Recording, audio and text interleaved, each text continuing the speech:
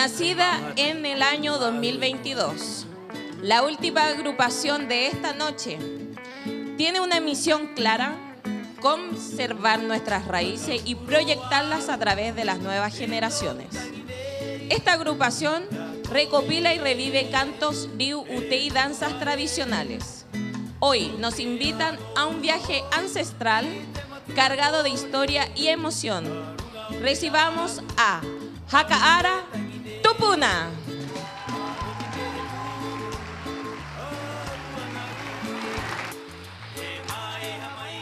Ete hua ayot kain ae, ite horane, nate nunaa, o te tatu kain ane, ko Hakaara Tupuna, he mata ite atu koru atatoa, ite ori, ite himene, ite riu, ite ute, e peira a, ite aroneote Tupuna.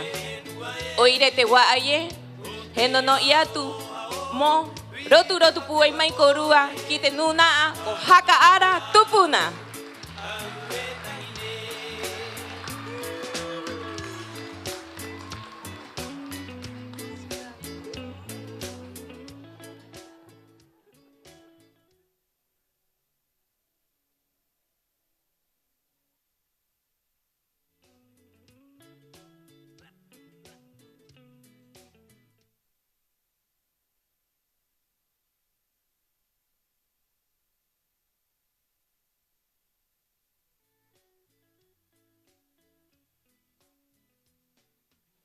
Recordarles, por favor, la basura y tratar de beneficiar y ayudar a nuestro Hakapiritaoa que se encuentra en este minuto afuera vendiendo sus comidas, algunas artesanías para poder juntar dinero y poder proyectarse nuestros jóvenes en viaje a futuro. ¿Cómo lo están pasando? Pensé que estaban durmiendo.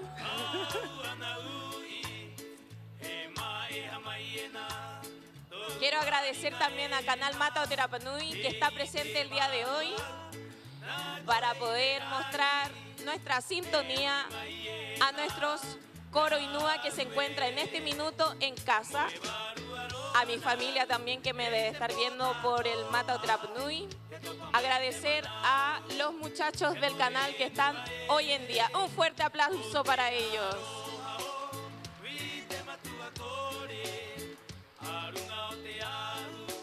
De igual forma, agradecer a Jare Peutupuna Tongariki por esta instancia de volver a despertar la danza, que es el festival más grande que tenemos aquí en Rapa Nui después de la Tapati Rapa Nui, que es el Kaori Teori.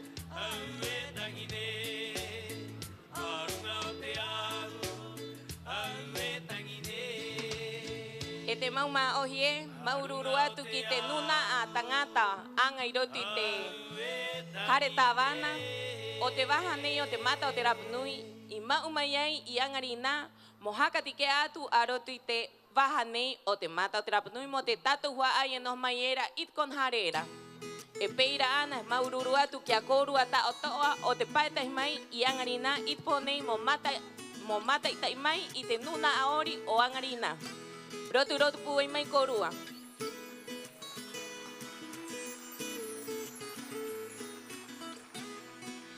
Kite nuna anga takoa o rotit komdil. O te koro paina kori. O cha mai pauro no te tau.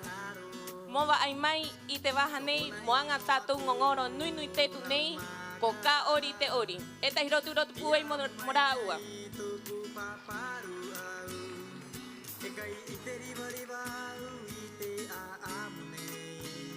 I te horanei nunaa himene nuna aori o Hakaara Tupuna.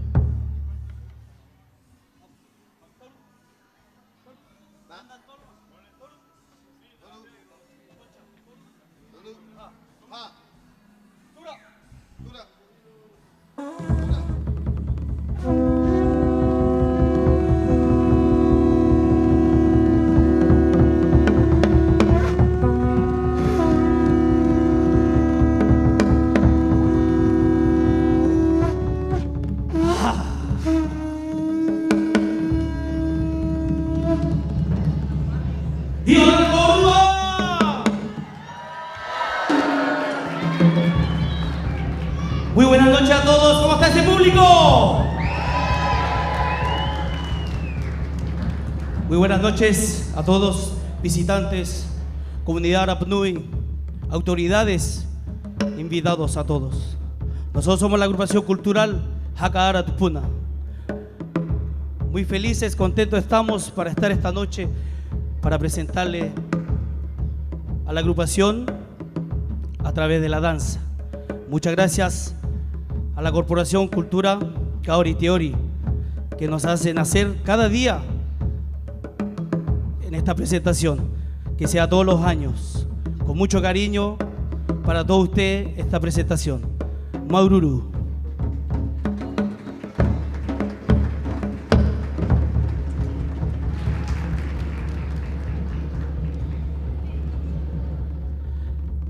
Anakai Tangata, temática de este año, Kaori Teori. Es una caverna situada en la costa de sur de Rapa Nui, donde cuenta la leyenda que en ese lugar competidores se preparaban físicamente, espiritualmente, para poder ser elegidos por sus líderes, así poder participar en la gran competencia del hombre pájaro, realizado en Oro. La competencia consistía en nadar desde un punto de la caverna hasta el acantilado, subir y capturar un pájaro y gritar de ese lugar que he atrapado a aquel pájaro.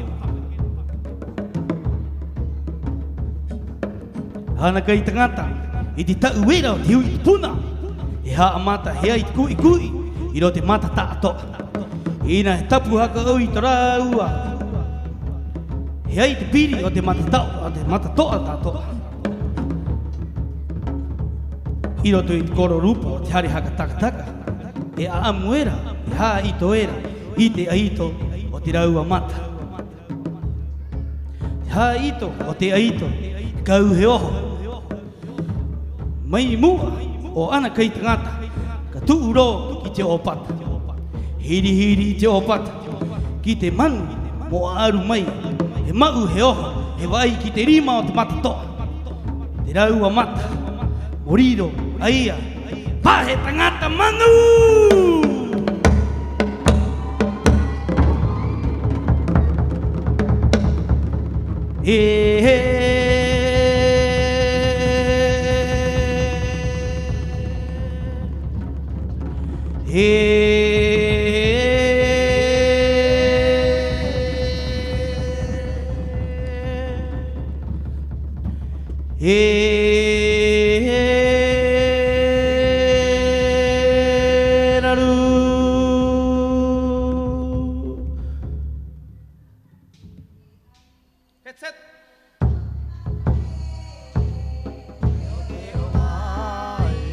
Anakai Tangata, e te aino, o te mata ere, ke o mai, ki Anakai Tangata.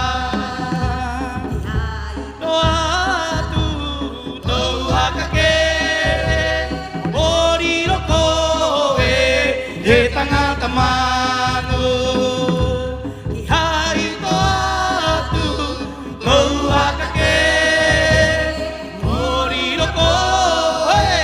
He tangata manu. Pauro te tau, e mariera te tanga api. I te aati, hiri te opata. Ko pere ra e morova i te manu. He riro he tangata manu.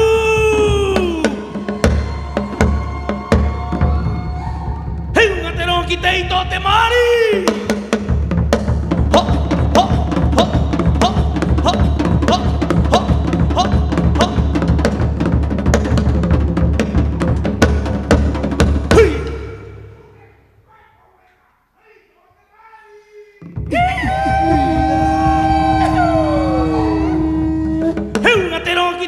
Hiri o pata!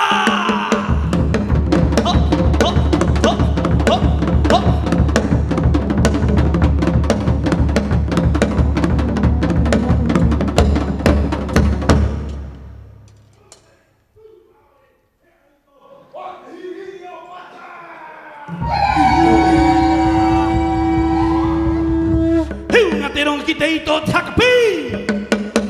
Hey, koi hakpiye.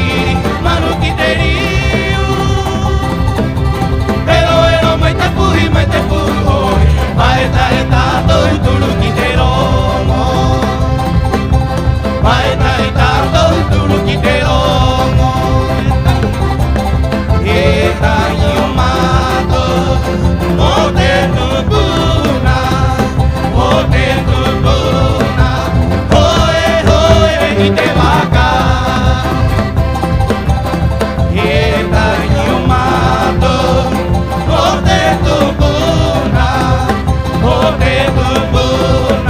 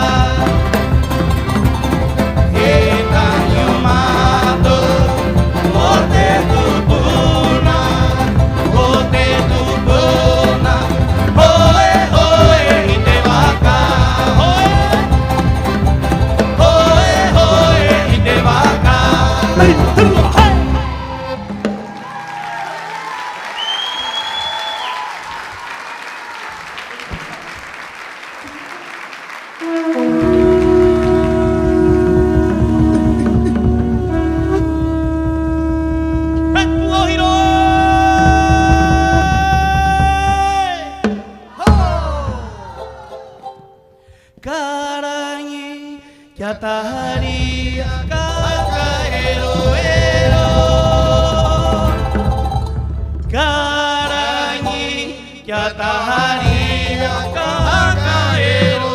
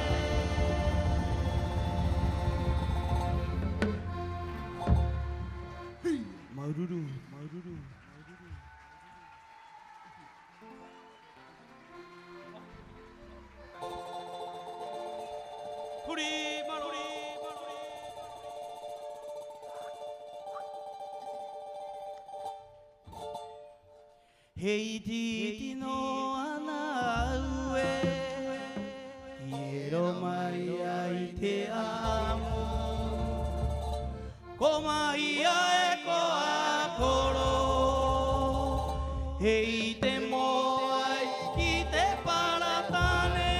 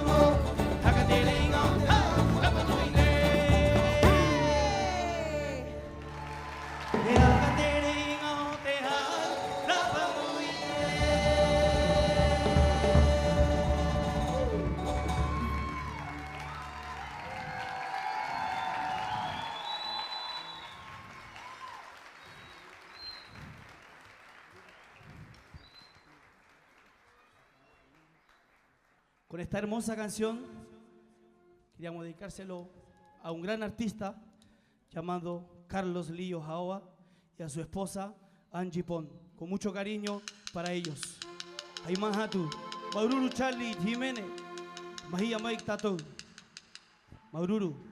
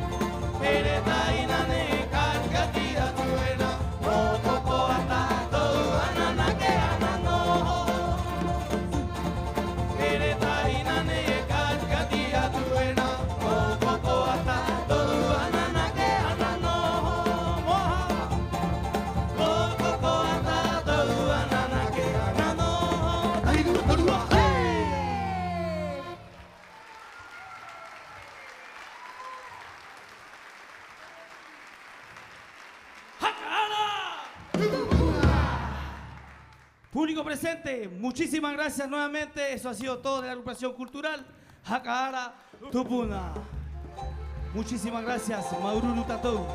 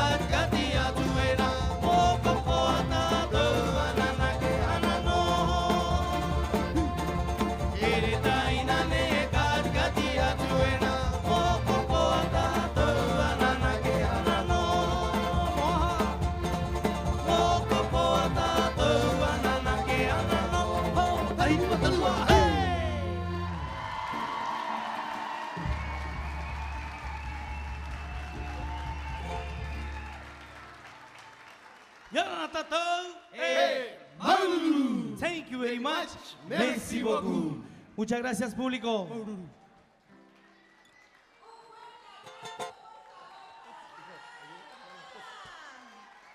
Rotu puai mai korua ki te hakara nei, mau atu ena I te reo, I te ori, te hakatainginga, maururu korua I ngā hoa e, te reka maua, e peira ki korua tātou, te mau mahingo, I turu mai ai agani nā, mata I tai tātou mo hakarongo, e mo ngaroa, I te mau, o te ono, o te ori, o te ori, ka tere te tere, ka tere te tere. Llamamos a su representante para recibir el galardón por este tremendo trabajo de preservación y difusión cultural. Gracias por mantener viva la memoria de nuestro pueblo. Hakahara Tupuna! Heo ngā tu te rongo ki a koe, te puoko hakatere rie, ki a Richard, Richard ki Dua, a Tawita, Niroroko. Ananaki korua, e mau e hoa toena I te anga nei.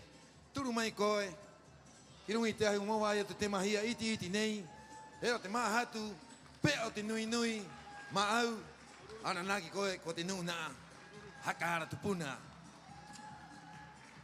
Nehe nehe te anga te taina e. Kuaha a te tau te reka.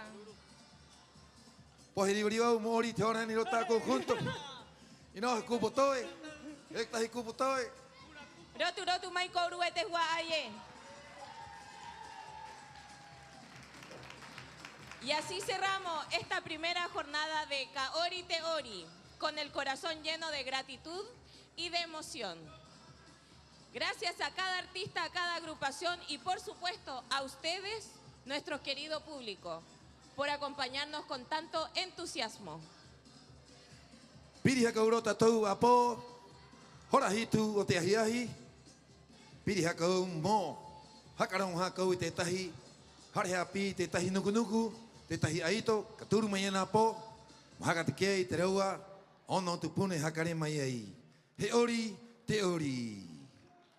Nos vemos mañana con más danza, más cultura y más Kaori Te Ori.